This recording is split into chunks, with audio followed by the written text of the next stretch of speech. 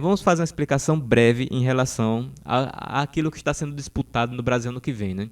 Essa pauta é fundamental, é importante que todos entendam, que todos que acompanham aqui nosso programa, aqui na página Michel Notícias, também pelo rádio, entendam o que é que está em jogo. Nós temos 3 sistemas que estão lutando para tomarem o poder aqui no Brasil. Tem o Centrão, que é esse centrão fisiológico representado por PP, PL, esses partidos republicanos, esses partidos tradicionais, né, que sempre estiveram na política e em qualquer governo. Eles sempre apoiaram os governos que estiveram no poder em busca de cargos, em busca de benesses, em busca de benefícios, em busca de você indicar ministério. Algo que com isso Bolsonaro acabou em grande parte. Infelizmente Bolsonaro teve que ceder em muita coisa para poder governar. Isso é natural a partir do momento que você está no poder. Mas esse centrão, eles querem ter mais poder, obviamente. Eles querem ter o controle de volta do país. Só que para eles, o que é mais viável no momento? Está no lugar certo, está no lugar que já tem o poder, que eles têm um pouco de poder, que seria do lado de Bolsonaro, ou arriscar apoiar outro candidato que poderia simplesmente passar a perna neles. Então, eles certamente estão colocando isso na balança, né? E a candidatura de Moro, nem a candidatura de terceira via, esse centrão fisiológico vai apoiar. As candidaturas que esses partidos como PP, PL, eles vão apoiar, será a candidatura ou de Bolsonaro ou de Lula. E eu acredito que vai acontecer os dois, porque aqui nos estados do Nordeste, PP e PL não são partidos bolsonaristas, não são partidos de direita, e as lideranças especialmente, as lideranças locais, especialmente na Bahia, por exemplo, são lideranças que estão coligadas com o PT, que governa a Bahia. Então, nós vamos ver muito disso. Vocês se preparem para ver candidatos do PP com a bandeirinha de Lula de um lado e a bandeirinha do 11 do outro para governador. Isso certamente vai acontecer no Piauí, certamente vai acontecer na Bahia. Ou seja, Bolsonaro, nesse processo aí, ele é o que mais vai sofrer se não souber fazer política, se não souber articular, se não souber alimentar também sua base, a base que elegeu ele voluntariamente em 2018. Então, esse centrão fisiológico, eles têm esse aspecto de estar com quem está no poder. E tem esse outro grupo agora, que é o grupo que está tentando entrar, que está tentando chegar ao poder, que é o grupo do Moro, o grupo dessa tal terceira via, que vai ser representado ou por Dória. Só que são vários candidatos. Então, quem vai sobrar nessa história desses tantos candidatos? Que tem Dória, tem Eduardo Leite, desses dois vai sair um. Tem o Mandetta, tinha o Datena desistiu também. Tem o próprio Sérgio Moro. Tem Alessandro Vieira, que já não vai mais porque Moro saindo candidato, Alessandro Vieira acaba não tendo chance alguma. Ele perde o discurso. Perde o discurso.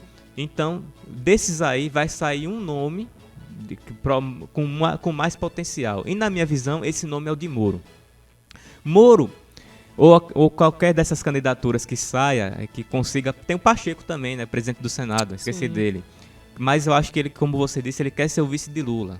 O PSD já vai apoiar Lula. Isso já está claro e dito e certo. O PSD vai estar com Lula. E ponto final. Agora a gente não sabe se no primeiro ou no segundo turno. Isso é que vai ser definido lá na frente. Mas essas candidaturas aí de terceira via, elas vão ser abraçadas por um grupo de metacapitalistas, de grandes empresários, como no caso Jorge Paulo Lemann, como alguns empresários globalistas que querem investir nessas candidaturas para poder avançar a agenda que eles defendem, a agenda ambientalista, a agenda de liberação de drogas, de aborto. E uma dessas candidaturas vai ser abraçada por esse grupo. E eu acredito que essa candidatura vai ser a candidatura de Sérgio Moro. Sérgio Moro vai ser o candidato dos globalistas, os candidatos daqueles que defendem essa agenda nefasta, a agenda progressista de esquerda, a agenda da LGBT, essa agendinha que não faz parte do dia a dia da população, mas eles querem impor de cima para baixo, e eles precisam de alguém para representar essa agenda. E eu acredito que a candidatura de Sérgio Moro casa perfeitamente. Basta ver as posturas de Sérgio Moro. Veja o que Sérgio Moro fez durante a pandemia. Aprovou aquela lei maldita que permite vacinação obrigatória nas pessoas, junto com o Congresso Nacional, em 24 horas. Ele é globalista, Totalmente. Ele é pró-Estado, ele é intervenção... Sim, ele é contra as liberdades individuais. As posturas de Sérgio Moro foram totalmente contra a liberdade das pessoas durante a pandemia. Ele defendia as mesmas políticas do Mandetta, fica em casa que a economia a gente vê depois, prender as pessoas na rua que se recusassem a seguir alguma medida sanitária, não usar máscara ou simplesmente não querer se vacinar, escolher não se vacinar, ou mesmo quem não podia, ele defendeu. Isso aí, ele tem vídeo dele deixando claro que ele defende que as pessoas fossem presas. Pessoas que descumprissem as medidas sanitárias aprovadas lá pela OMS, pelo governo, seja lá por quem fosse, quem quisesse impor. Então, Sérgio Moro é um cara que serve ao sistema e que sua agenda casa perfeitamente com aquilo que o sistema quer impor para todos nós. Então, essa é uma candidatura que pode ser muito perigosa para o nosso país. É uma candidatura que, se tiver, porque dinheiro vai ter para a candidatura dele, se ele for abraçado por esse grupo que eu falei de empresários, Fundação Lema, esses empresários aí que também tem dinheiro no Brasil, Fundação Ford, Open Society, que é do Jorge Soros, toda essa galerinha que quer colocar a agenda de aborto, liberação de drogas, ideologia de gênero neutro, toda essa porcaria que a gente vê acontecendo no nosso país de cima para baixo. Flávio, mas aí é aquele negócio, né? Você pega aí, você tem duas pessoas, como eu já falei, que pra mim estarão no segundo turno, que um é Bolsonaro, outro é Lula. Você pega Sérgio Moro, ele vai tentar pegar uma fatia da população que não é nem Moro, nem Lula, nem Bolsonaro, né? Qual o tamanho dessa fatia? Porque você pega o eleitorado de Bolsonaro, olha pra Moro com o quê? Com insatisfação, com aquela rejeição. Você pega o eleitorado de Lula, olha pra Moro com ódio, né? Olha pra ele com ódio. Então, assim, esse eleitorado vai sair da onde? Claro que com marketing, com muito dinheiro, né, você consegue fazer um candidato. Eu acho que sem a urna eletrônica, com a urna eletrônica, se não houver fraude, Moro tá fora. Mas é porque eu realmente não confio nesse sistema eleitoral que a gente tem. E eu acredito que o dinheiro pode fazer diferença. Eu acredito que os ministros do STF, Barroso, é alinhado com quem nessa história? Porque se você pegar, tipo, o Lula, ele se abraça com o diabo. Ele pode ele vira globalista daqui pra ali. Mas Lula já tem o globalismo dele, que é o da China. Então, eu acho que existe esse conflito, né, Claro que o Lula vai tentar agradar todo mundo. Sim. Vai tentar agradar todo mundo, mas ele representa já um bloco hegemônico, que seria o bloco do Foro de São Paulo, que tem o apoio do bloco russo-chinês, que hoje em dia é China praticamente. Então, deixa eu virar aqui a câmera. Vire.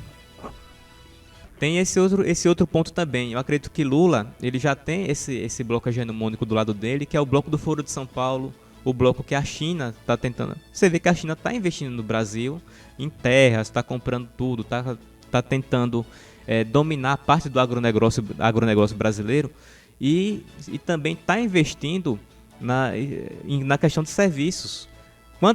Você vai aqui no centro de Aracaju, você vê a quantidade de loja que é de chinês hoje em dia. Então, eu acredito que esse Lula, ele representa muito bem esse bloco russo-chinês. E para mim, eu deixo isso bem claro aqui. Quem quiser acreditar, acredite. Quem não quiser, não acredite. Mas para mim, existe sim influência internacional nessa política que acontece localmente aqui no Brasil. Existem sim interesses internacionais que influenciam na escolha de candidaturas, que influenciam no potencial de votos, que também influenciam no sistema eleitoral. Quem quiser acreditar, acredite. Mas eu acredito sim que existe influência sim por parte da China, por parte desse bloco aí dos globalistas, dentro do cenário político brasileiro. Isso aconteceu nos Estados Unidos, com a eleição de Trump ano passado, infelizmente com a derrota dele. E certamente vai acontecer aqui no Brasil, porque o Brasil hoje em dia é o país mais importante para o mundo na questão de alimentos. O agronegócio brasileiro alimenta mais de 1 bilhão de pessoas no mundo. Então você acha que os Estados Unidos, que a China, que esses dois blocos aí, globalistas que existem, não tem interesse aqui no Brasil? Não tem interesse que o candidato deles se eleja?